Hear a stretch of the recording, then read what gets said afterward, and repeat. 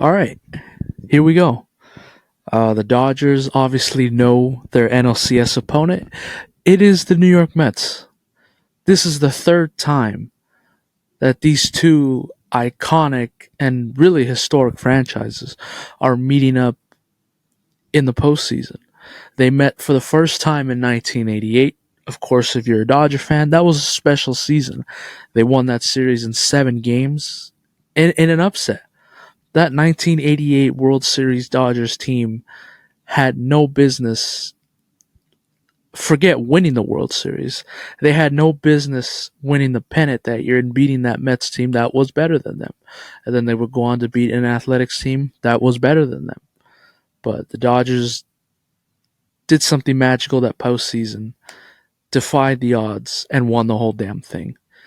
The second time that these two teams met, and I remember this very vividly, 2015 National League Division Series. Dodgers lost that in 5. A heartbreaking loss in game 5 at home in front of the fans. Of course, we all know that's the same series that Chase Utley takeout slide at second base.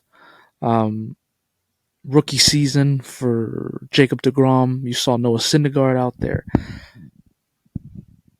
That one stings. Obviously, not just because my team lost, but I remember telling myself for years after that, like, that was a good Dodgers team. And that Dodgers team was good enough to be where the Mets got to the World Series. I don't think they would have beaten that Royals team, but they were definitely good enough to beat the Mets and beat the Cubs the next round. But hey, not going to dwell on it now. So here we are.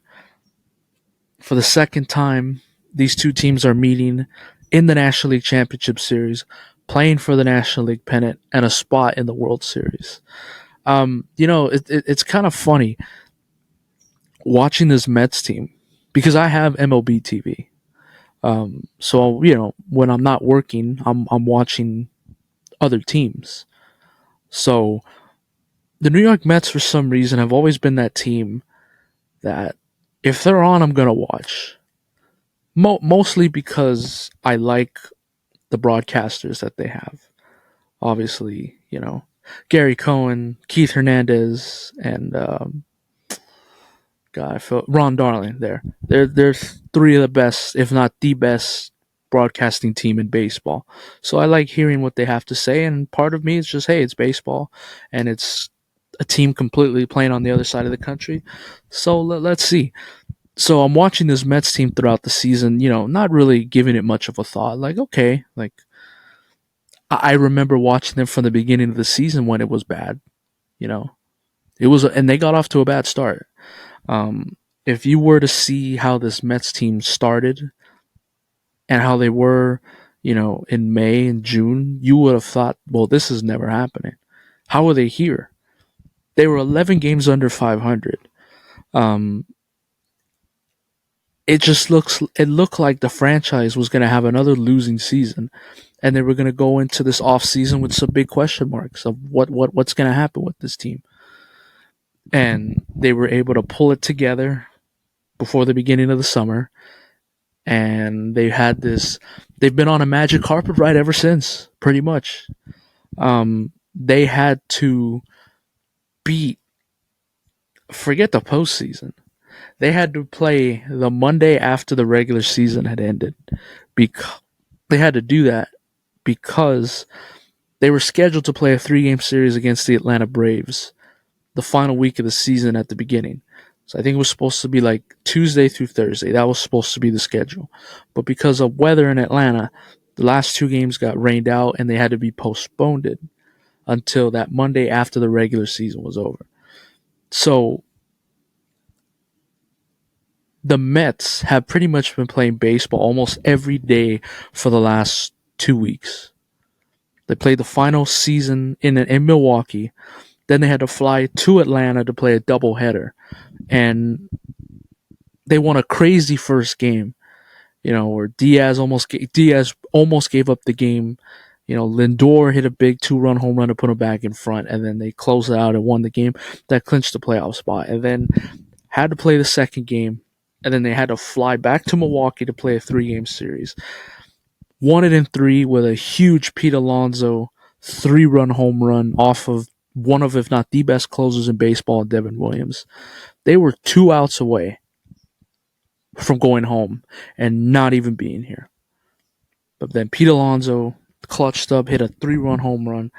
They go to the division series, and they upset the Philadelphia Phillies. I never saw that coming. Upset them in 4 games, took the first one, and then lost the second game, but then they were able to hold court and win the final 2 games in their yard. And now here they are. So, this has been a roller coaster season for the New York Mets, and they deserve to be here. They've been playing some good baseball. It's funny, like I said, you watch this. I was watching this team at the beginning of the season just to, it's baseball, it's on. I like the 3 broadcasters, why not? And because I had made a prediction that I got right and said that this team will be contending for a postseason spot in September. Now, I didn't think they were actually going to get in, and I didn't actually think that they would get all the way to the NLCS, but now here we are. This should be an interesting, kind of fun series. Pretty much 2 months ago, there was this huge debate. And to me, I don't understand why it was even a thing, but there was actually a huge debate about who should be the National League MVP this year, Francisco Lindor or Shohei Ohtani. And obviously, Shohei Ohtani is going to win because he completely went nuts.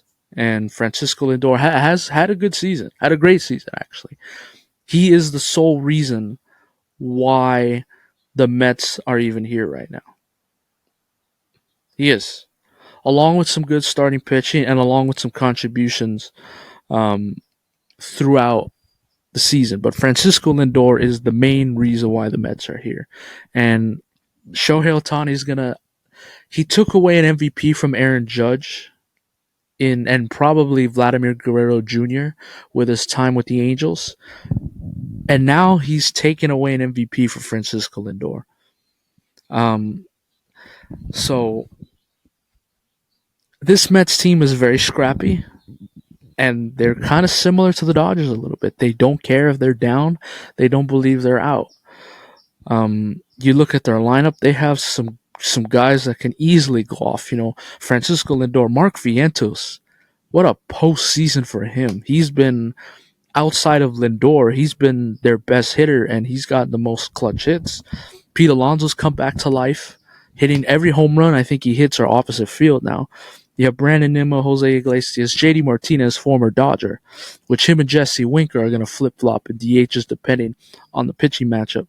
Starling Marte, Tyrone Taylor, and Francisco Alvarez. And then the rotation is their main 3 guys, and they've pitched very well this season. They've all kind of had resurging years all at the same time, and it's come together very nicely.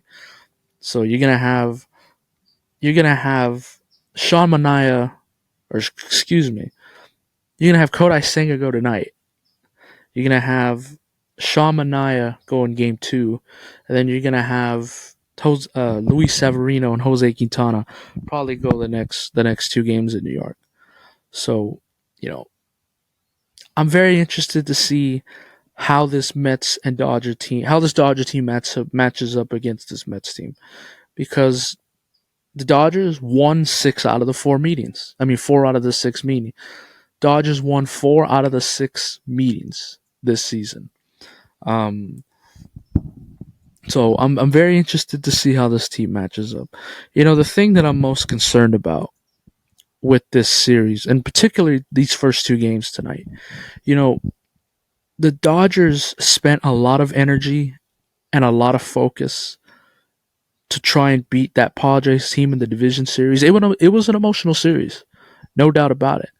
The biggest fear for me is that the Dodgers come out a little flat tonight. That's the thing I'm afraid of. That the Dodgers are going to come out a little bit flat. Like, hey, they finally got this Padre team off their back, and now they can kind of step off the gas a little bit. I know it's probably crazy to say because you're 4 wins away from a World Series appearance and you're in the National League Championship Series. That shouldn't be the case, but you'd be surprised. But then I can also see a scenario where it goes the other way, where the Dodgers can finally step back and breathe that San Diego's no longer, you know, a part of this now. And you can also see where the Dodgers completely continue to step foot on the gas, and you really see this Dodger team flourish and take off in this series. So I'm very interested to see how the first couple innings go tonight, because we're gonna get a sense early if this Dodger team has a little bit of a hangover from 48 hours ago. And this goes for the Mets too. They've been playing a lot of baseball since the end of the regular season 2 weeks ago. They finished their series against the Phillies Wednesday night. They haven't played baseball since then. They had Thursday off. They had Friday to watch and see who their opponent was going to be. And then Saturday they had to fly. Yesterday they had to fly across the country to LA and get ready. So, I'm very interested. It could go both ways because you have a Mets team that has been playing so much recently. They finally had a couple of days to relax and not relax, but just kind of take a breather for a second. And then you have this Dodger team that just played an emotional 5-game series, and they were partying pretty good on Friday night. So I'm very interested to see how these two teams play out. It should be a fun series. Dodgers haven't announced what the roster updates are going to be because you can change it for every series. If I had to make a prediction, I think Kevin Kiermaier somehow finds his way on this roster, and I think they move Chris Taylor out of there. And Miguel Rojas is a big if. I don't know if he's healthy or not. And unfortunately, Alex Vesia injured himself when he was going back out in the eighth inning in Game 5 against San Diego the other night. And Dave Roberts said yesterday that it's very unlikely that he's going to be a part of this series, which is unfortunate because he is one of your high leverage guys. He is. So rumor bug going around that maybe Tony Gonsolin will make his way on this roster. And he could be a guy that could step in there and obviously not give you, 6, 7 innings or anything like that. But he can pretty much be your opener to a bullpen game and give you 2.5 innings if you need. So we'll see. I'm very interested to see what Dave Roberts and this coaching staff does with this roster because to me, there's so many different ways you can go here. There is. And obviously the big matchup in this series, Francisco Lindor versus Shohei Ohtani. I'm very interested to see how this goes because Lindor is going to have a chip on his shoulder. Listen, I understand in the New York media and within his teammates, people think that he should be the MVP, but of course he probably knows he's not going to win it. So he's going to have a chip on his shoulder to prove everybody that, hey, I should be the MVP. I'm the reason why the Mets are here. Obviously, it's a team game and a team sport. But you need a superstar like that to be a leader and step up. And that's been Francisco Lindor for the Mets this season. So my prediction is Dodgers in 6. Dodgers in 6. I was thinking about this last night, kind of prepping for this. If you're the Dodgers, to me, I think it's so important to get the first two, to win your 2 games and protect home field at home. I think you have to leave tomorrow afternoon with a 2-0 series lead. It's not the end of the world if it's a split, but to me, you're slightly opening the door for weird stuff to happen in this series if you're going back to Queens tied at 1 apiece.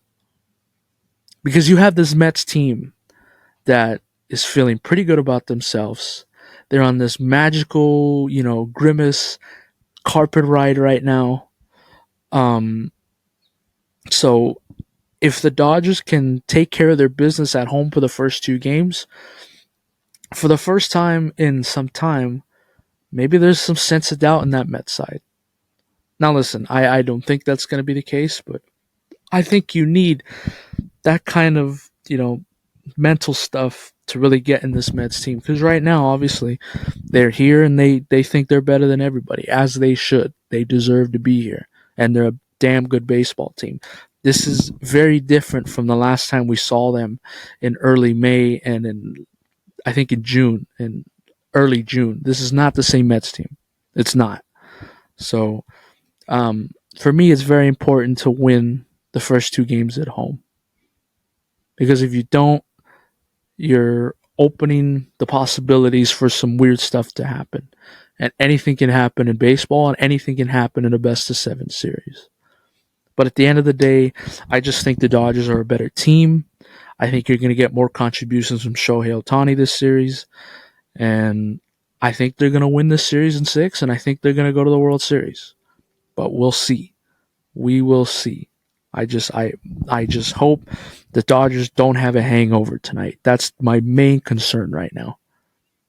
So we'll see how it goes. See you later tonight. After game one of the NLCS, we'll react to it. Whether they win or loss, it doesn't matter. Should be fun. Should be fun. Dodger fans, if you're going this series, be ready to go at first pitch. Be there early. Get in your seat. Cheer, scream, wave those towels. Do what you got to do to help this team continue their path to a world championship. See you after game one. Adios.